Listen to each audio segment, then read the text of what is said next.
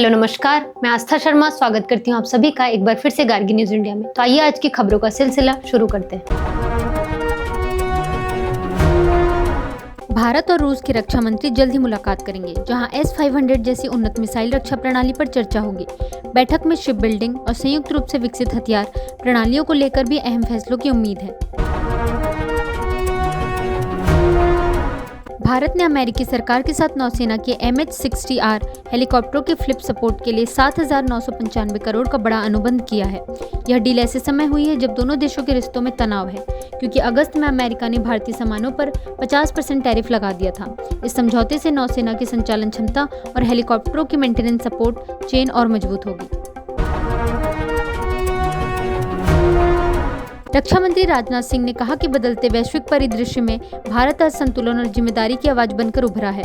उन्होंने कहा कि भारत अपनी सभ्यतागत मूल्यों, रणनीतिक स्वायत्तता और आत्मविश्वास के साथ वैश्विक चर्चाओं को दिशा दे रहा है। भारत अमेरिका का संयुक्त निसार उपग्रह अपने अंतिम विज्ञान संचालन चरण में प्रवेश कर चुका है, जिससे उच्च सटीकता वाली पृथ्वी निगरानी अब शुरू हो गई है। इसकी इमेजेस कृषि, वनों, भूविज्ञान, हिमालयी बर्फ तथा समुद्री अध्ययनों में महत्वपूर्ण डेटा उपलब्ध कराएंगी।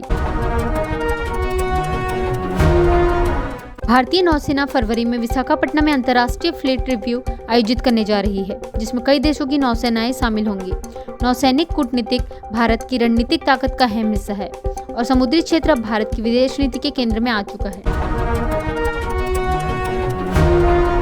राहुल गांधी ने कहा कि वायु प्रदूषण पर तुरंत संसद में बहस होनी चाहिए, क्योंकि देश के बच्चे जहरीली हवा में सांस ले रहे हैं और मोदी सरकार अभी तक चुप बैठी है। उन्होंने एक सख्त और लागू होने योग्य कार्य योजना की भी मांग की, ताकि वायु प्रदूषण से बेघर हुए बच्चों और आम जनता की सेहत सुरक्षित हो सके। नरेंद्र मोदी ने कहा कि भगवद गीता के शब्द सिर्फ व्यक्तियों के लिए नहीं बल्कि पूरे राष्ट्र की नीतियों के लिए मार्गदर्शक हैं। उन्होंने कहा कि गीता की शिक्षाएं हमें सत्य, शांति व सामाजिक कल्याण के लिए कार्य करने की प्रेरणा देती है और यही सोच देश की नीतियों में झलकती है। असम विधानसभा में डिटेंशन रूम की मांग मंत्री की प्रस्तावना। विमल वोरा ने सुझाव दिया कि जब कोई विधायक निलंबित किया जाए तो उसे विधानसभा परिसर में ही एक डिटेंशन रूम में रखा जाना चाहिए, ताकि वे बाहर जाकर मीडिया के सामने अपनी अलग कहानी न बयां कर सके। विश्वजीत देमरी ने कहा कि सुझाव की समीक्षा की जाएगी।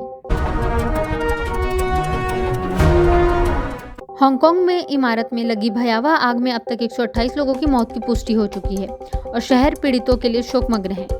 200 लोग अब भी लापता हैं, जबकि दशकों की इस सबसे भीषण आग मामले में 11 लोगों को गिरफ्तार किया गया है।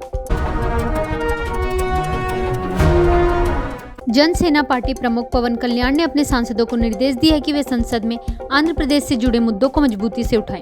उन्होंने कहा कि अमरावती और पोलावरम परियोजनाओं के लिए केंद्र सरकार का समर्थन बेहद महत्वपूर्ण है और राज्य को इसका पूरा लाभ लेना चाहिए।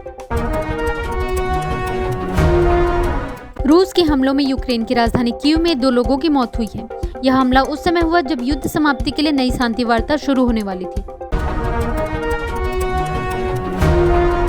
केंद्रीय मंत्री पीयूष गोयल ने कहा कि सरकारी सुधार और विनिर्माण को बढ़ावा देने से भारत की दूसरी तिमाही की GDP वृद्धि 8.2% तक पहुंच गई है। इस वित्तीय वर्ष अप्रैल से अक्टूबर के दौरान वस्तु निर्यात में मामूली बढ़ोतरी 0.63% होकर $254 अरब और आयात 6.37% बढ़कर $451 अरब रहा।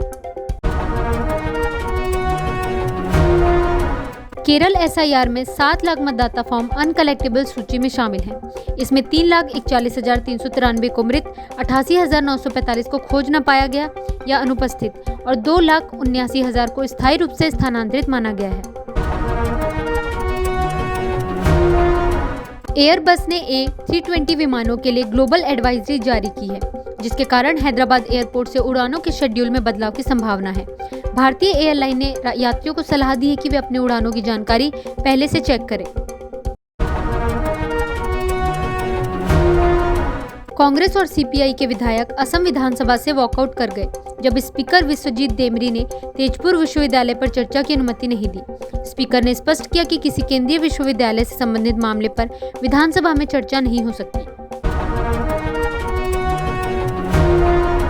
टाटा सन्स के चेयरमैन एन चंद्रशेखरन ने कहा कि एयर इंडिया सिर्फ व्यवसाय का अवसर नहीं बल्कि टाटा समूह के लिए एक जिम्मेदारी है।